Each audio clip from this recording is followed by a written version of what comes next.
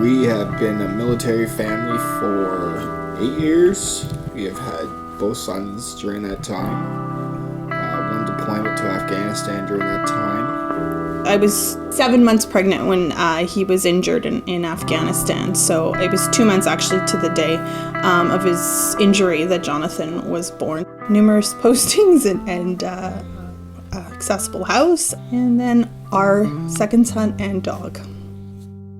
Our boys never, and thankfully, I suppose, had to know their father pre-injury. This is all they know. I mean, they've only ever known their father in a chair. Johnny's getting into that stage now because he's 7. He wants to know when I'm gonna stop being lazy and get out of the chair. And with Cameron, Daddy's a rugby player. Yet he doesn't even realize that that's what happened. He knows that I go to rugby practice and I play rugby often, so Daddy's a rugby player. In winter of 09, I started playing wheelchair rugby.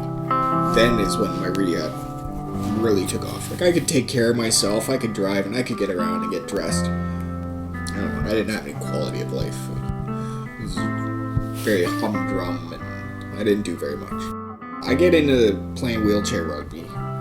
All of a sudden, I'm traveling around Canada, traveling around the US, getting into this wheelchair on steroids and ramming it into other guys. It changed everything for me. It really did. Not only playing the sport and being active and healthy, well, you're all going out to dinner together and going for drinks together, and you start talking about it. There's no barriers, there's no walls.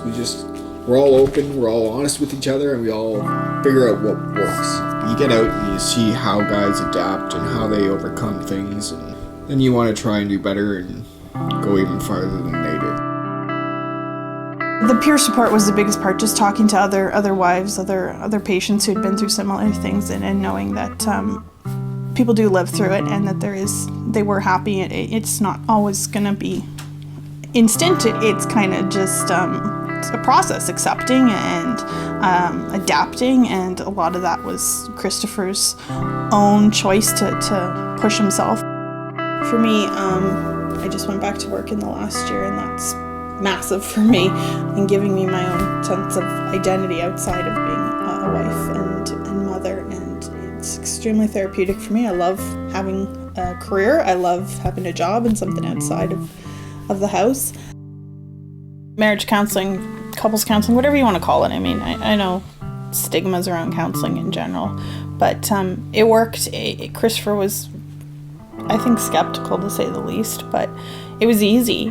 We never had to worry about funding. We never had to worry about, okay, how many do we have left? It was just keep coming as often as you want. It was good for both of us. I got to understand his perspective, and he got to understand my perspective. It's a good lifeline for our marriage. It works for us when we can't see eye to eye. It was completely confidential, which, I mean, I didn't necessarily have any fears around that, but I know from his perspective that was a concern for him. I mean, now he's seen the benefits of counseling and all those things, and he doesn't have the same stigmas, but originally he did.